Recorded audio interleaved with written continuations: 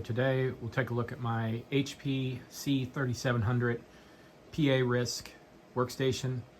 I think these were released around 2000, 2001, and there were a few after this. I know there's a 3750 and then another one with a different form factor. It's more like a vertical, thinner tower, like a little bit more PC-like. But this was one of the last workstations that HP released.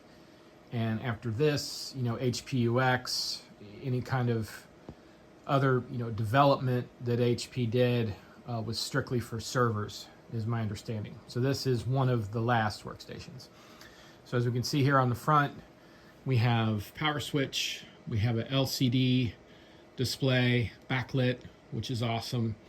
It shows you diagnostics, boot ups, any kind of error codes, things like that. This machine has a CD-ROM. This is IDE, actually. Surprised me when I first got this. Blank for floppy. We'll take this cover off a little bit later and take a look, because that's how you access the drives. Let's spin this around. So back here, I mentioned IDE, so that's one storage bus. We have wide SCSI. The internal drives are wide SCSI. So we have wide SCSI here. We have narrow SCSI. So really we have 3 storage buses on this machine. There is built-in audio, but I run NetBSD on this and it doesn't support the chip for that. So here's a good old $10 eBay sound card that NetBSD does support. Let's see here. Parallel port, 10100 on board. I believe it's a DEC Tulip chipset. USB, however, my understanding is, yes, it's USB, but it will only work for keyboard and mouse. I haven't tried it, but from what I read, you can't, plug a flash drive in, for example, or a extra serial adapter, or any kind of peripheral. It's just for keyboard and mouse, and then 2 serials. This machine, when I got it, also had this Broadcom-based 1 gig, which I actually use as my primary. Up here is video, and I'll have some more details about this later, but when I got this machine, it had an FX5 graphic card, and these graphic cards are huge. I'll have a picture of it here in a bit, but the FX5 is not supported in NetBSD. So I actually sold that and came down to an FX4, which just fairly recently, one of the developers put support in to NetBSD for graphics. In other words, X11. Another thing we'll talk about a little bit later is this connector looks like DVI, and it's not. It's EVC, Enhanced Video Connector. So that was one of my bit of a stumbling block when I first got this. Was I had never even heard of EVC, and apparently HP is a little notorious for using that on these cards. In fact, even the Wikipedia page specifically calls out HP as using this. I think the short of it is EVC was designed with those extra pins. It is very DVI-like, as you can see, but with those extra pins you could carry serial and USB and audio and other things. So it was meant to be kind of a integrated connector. And I think you see it on projectors like you'd have in like a corporate or educational, conference room or classroom. So you see it there sometimes. So I'll show some adapters and things of how to actually get video out of that. So like I said, it came with an FX5. I realized NetBSD wasn't going to support that. I got an FX4. My first FX4 was defective, totally garbled. I'm going in blind. I don't know anything about this machine, its architecture, its behavior. So managed to figure that out, returned that, and got another FX4 that finally works. So here is a DVI to VGA adapter on the left, and on the right, it's actually official HP branded EVC to VGA. And you can see from the picture, they are very similar in size, but they are different. The EVC is a little bigger, with those extra pins, as I mentioned, for things like serial or USB, which we're not using in this case, but that's what makes it a bigger connector. And then I also have like EVC to DVI. You can find these. That HP adapter was a little hard for me to find, at least, but you can find just generic unbranded EVC to whatever cables if you look hard enough.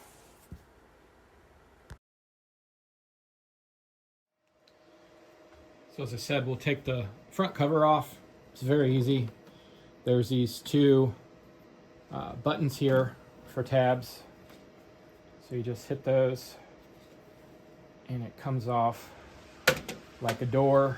There's some other tabs. Lay this up here.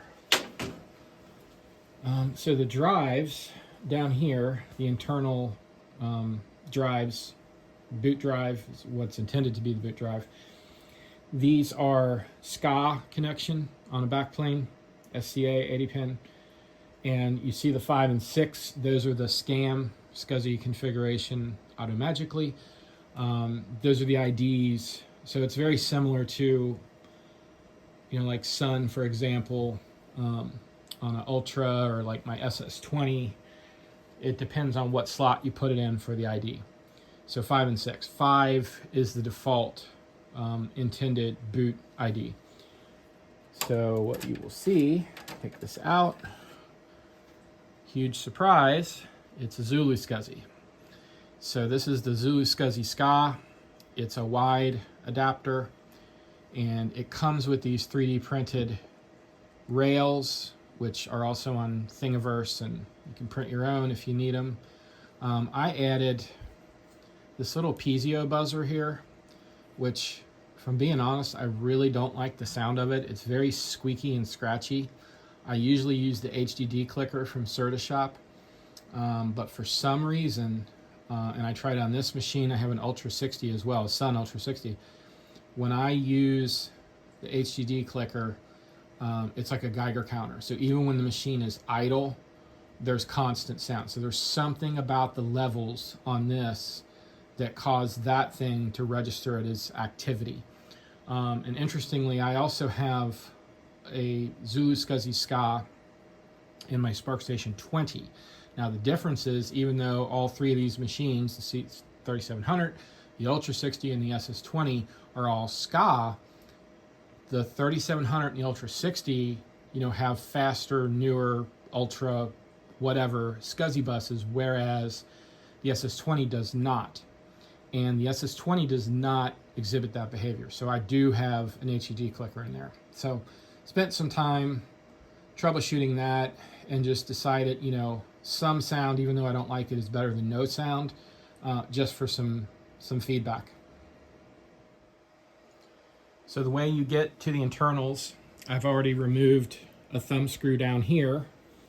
This entire side panel comes off horizontally.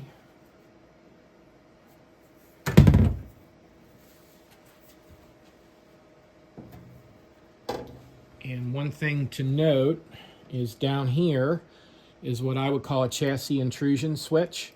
So if you have the cover off, it won't run. I've never taken the cover off while it was running, but I assume it would reset or shut down or something.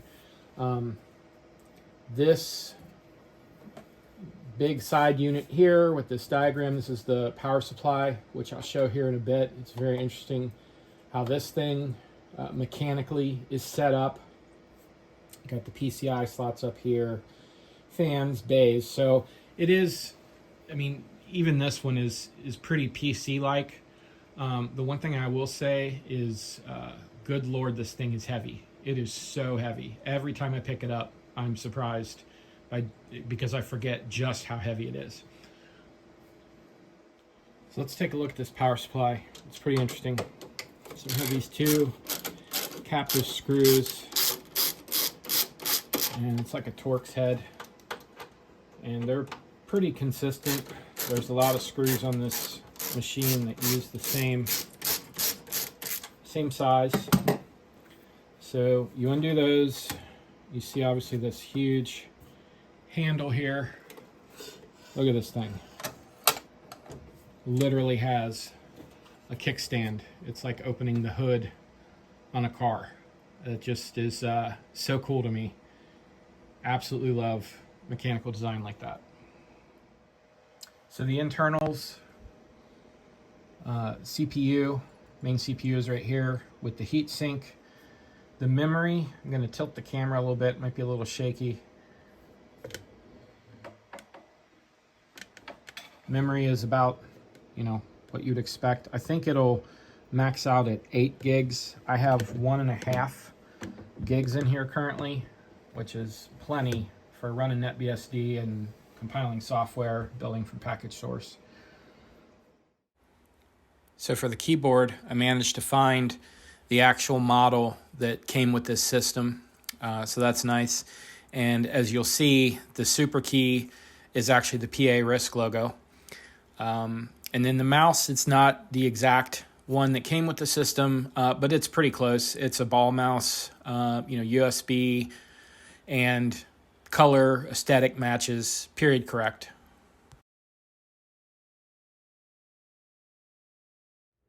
All right, I'll try to get some footage of this LCD display as it boots up.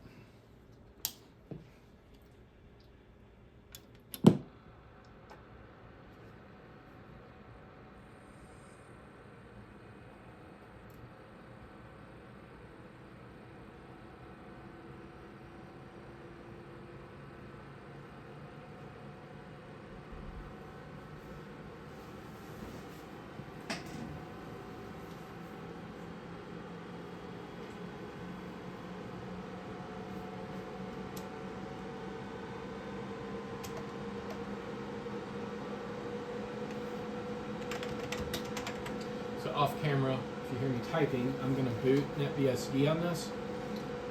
So the display will change, but I think what the deal is that if you have HPUX on here, there's something that the operating system is signaling to the hardware to let it know that it is in a running state, and NetBSD does not have that. So it kind of stays in a certain state or a certain code displayed. You'll see it here shortly.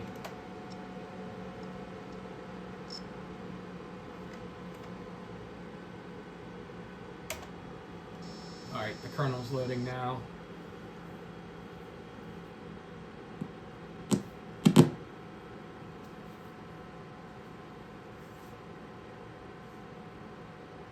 So I think that's essentially like the last status that it will go to before the operating system is running. And if this were running HPUX when it was up, and whatever that signal is, in the back end, this would say, less cryptic message, something happier of, system running, system okay, something like that. So not a big deal. Just, when you run something like NetBSD, or even Linux to a lesser extent, you're always going to have hardware things that aren't 100% supported like the original intended software. So this is the system console, the PROM, firmware, boot monitor. I actually don't even know if HP has an official name for it. I do mostly Sun, but it's basically the same thing. I really do like the way it's laid out and the command structure and things. We'll see some of that here. But I let this go here, 15 seconds for that. Basically gives you some timeouts. And then it also, after it does that, that was for the video, for the monitor. And then it tries to discover bootable devices. And if you hit enter on either or both of those, it will skip them. So it will exit that little. So if you're impatient, usually I do hit enter twice just to get to the actual prompt. But I wanted to show you guys what this is. So down below, that path number is kind of an alias. So it found what it's going to call P0 and P1. And those are ephemeral. That's just as it discovers stuff. So either the CD-ROM, because I do have a CD-ROM in there that's bootable, or the fast-wide SCSI 5. So here's the main menu, and everything that you see that is 2 capital letters, that's the abbreviation for that command. So that's kind of nice. You can type the entire thing out, And you see that they're usually 2 letters, but I guess that one had to be 3. So I had to fumble my way around here. What is that? Boot information. So there's the boot paths, the default console, things like that. I have auto boot off.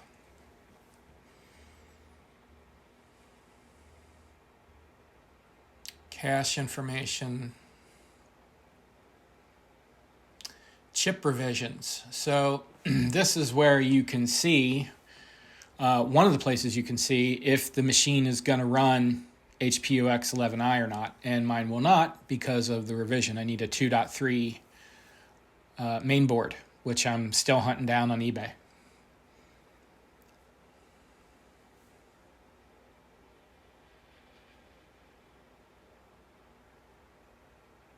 There was discussion in a HP forum thread about, is this a soft upgrade? Can you download a firmware upgrade? I don't believe so. From everything I've seen, you have to have the other newer revision of the motherboard. So what that tells me is there's got to be just an extremely specific version of HPUX to run in this thing. And even the guy I bought this from was not successful in finding it, and neither have I. I've posted on forums, I've posted on Reddit, and I appreciate the responses and help, but a lot of people have said, oh yeah, this should run, this should work, and it doesn't. So when they release this thing, I'd say they kind of dropped the ball. There must be just one very specific revision that when this thing was launched, that it'll run for HPUX. If you have that newer one, you definitely have more options, 11.i, for example.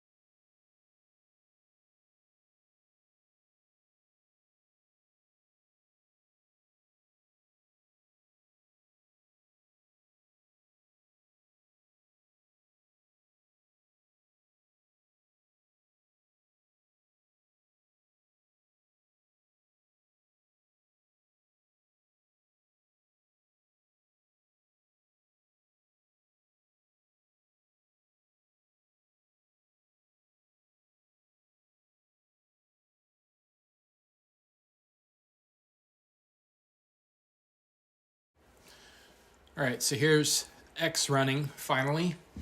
And one of the things I do on a lot of my vintage machines, NetBSD specifically, is try to get Ghostscript built and working.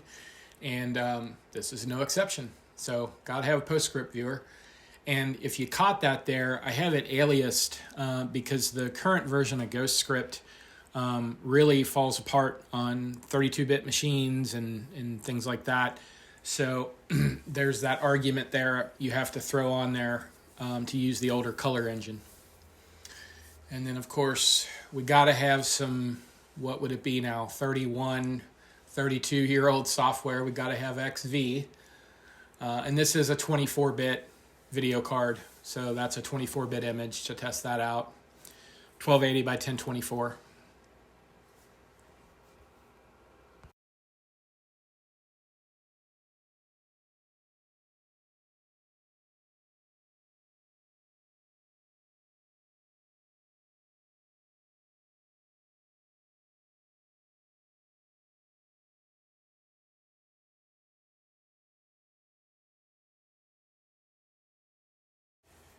And I'm sure this is an issue on lots of the older and more exotic architectures trying to build software.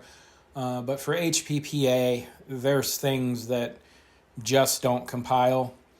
And if one of those things is sort of in the middle of the chain of dependencies, like if it's a build dependency, that's really the end of the road for that, unless you can fix it yourself or, post on a mailing list and someone can fix it. So just showing links here just to get some type of web browsing ability on here, because that is the problem I had with trying to get like Dillo or NetSurf is the dependencies in the middle just fall down on HPPA.